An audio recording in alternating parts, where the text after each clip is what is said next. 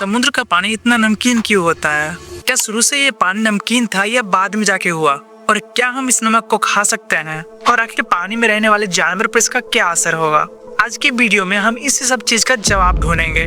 So without any delay let's start the video. सबसे पहले हम बात करते हैं ओशियन में नमक आया कहाँ से? जमीन पे पड़े पत्थरों से। कैसे ये समझो, जब बारिश होती है तो बारिश का पानी जनरली एसिडिक होता है क्योंकि हवा में बारिश का बूंद हवा में प्रेजेंट CO2 के साथ रिएक्ट करता है और H2CO3 बनाती है, जिससे पानी का pH वैल्यू 5 से 6 के पास पहुंच जाता है और वो एसिडिक वाटर बन जाती है। और जब ये एसिडिक रेन वाटर जमीन पे पड़े पत्थरों पर गिरती है तो ये पानी पत्थरों को घिसने लगती है और साथ में एसिडिक रेन वाटर रॉक्स के मिनरल के साथ रिएक्ट करने लगता है, जिससे रॉक्स कई आयंस में टूटने लगते हैं जैसे सोडियम, कैल्शियम। और टूटने के बाद ये पानी के साथ बह के सीधे समुद्र में जाके पहुंचते हैं, जो कि समुद्र को पानी को नमकीन बना देता है। और साथ में एक और सोर्स है हाइड्रोथर्मल वेंट्स। दरअसल समुद्र के नीचे जमीन पर भी दरारें होती है जिसके थ्रू समुद्र का पानी मैग्मा के पास जाने लगती है और वहाँ पे ज्यादा गर्मी होने के कारण उसमें केमिकल रिएक्शन होने लगता है। इस प्रोसेस में पानी ऑक्सीजन, सल्फेट और मैग्नीशियम लूज करता है और आयरन, जिंक, कॉपर जैसे मेटल को ले लेता है। जब ये पानी गर्म होकर वेंट्स के थ्रू बाहर निकलती है तो ये मिनरल्स भी साथ में निकल जाते हैं, जो कि वाटर को सॉल्टी बना देती है। शुरुआती टाइम में समुद्र के पानी में बहुत ही कम नमक था,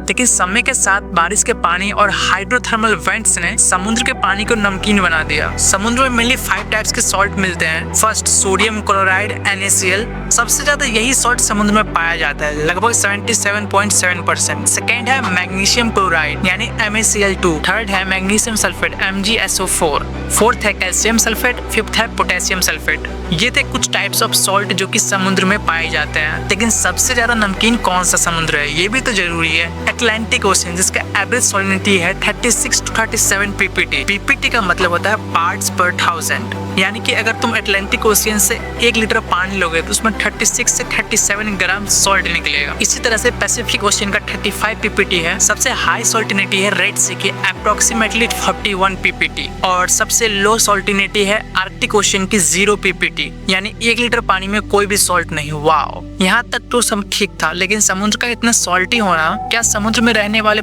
एनिमल्स और प्लांट्स को अफेक्ट नहीं करेंगे? बिल्कुल करता है यार, बल्कि बहुत करता है। मैरीन एनिमल्स अपने बॉडी में एक स्पेसिफिक सॉल्ट बैलेंस मेंटेन रखते हैं। अगर सॉल्टिनिटी के लेवल में कोई बदलाव आता है तो उनको कई प्रॉब्लम्स होने लगती है, जैसे स्ट्रेस, डिहाइड्रेशन और भी कई प्रॉब्लम्स, जिससे उनका ग्रोथ, सर्वाइवल हर कुछ अफेक्ट होता है। उनका बिहेवियर चेंज हो जाता है, रिप्रोड्यूस करना मुश्किल हो जाता है। एक जगह का सॉल्टिनिटी इंक्रीज होने पर उस जगह पर रहने वाले एनिमल्स को माइग्रेट करना पड़ता है उस जगह पर जहाँ कंडीशन फेवरेबल हो उनके जीने के लिए।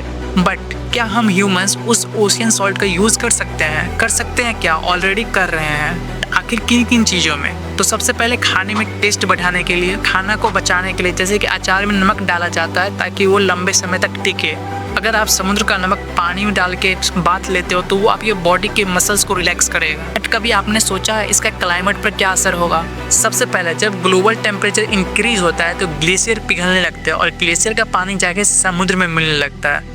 इसका आउटकम ये निकलता है ओशियन का सी लेवल बढ़ने लगता है, जिससे कि ओशियन का पानी नदियों में आ जाती है और नदियों से घरों में। इस प्रोसेस को सॉल्ट वाटर इंट्रूजन कहते हैं। सॉल्ट वाटर इंट्रूजन का मतलब होता है जब ओशियन का पानी लोकल फ्रेश वाटर में मिक्स हो जाता है और अपने साथ साथ उस पानी को भी नमकीन कर देता है, जिससे कि उस पानी का आप खेती में भी इस्तेमाल नहीं कर सकते हैं। इसे कहते हैं सॉल्ट वाटर इंट्रूजन। फिर भी ये सॉल्टी पानी हमारे इकोसिस्टम के लिए बहुत जरूरी है। जैसे सबसे पहला, मैरीन लाइफ सपोर्ट करना। फॉर एग्जाम्पल जैसे क्रोकोडाइल जो कि लो सॉल्टिनिटी में रहता है। सेकेंड, ये समुद्र के ओशियन करंट यानी लहरों को चलाता है। बस इसी तरह से ओशियन का सॉल्टी होना कई चीजों को बैलेंस भी करता है। कोई डाउट हो तो ask me in comment section. Video अच्छी लगे तो लाइक एंड चैनल सब्सक्राइब कर लेना। मिलते हैं एक और वीडियो में, तब तक के लिए टाटा बाय बाय।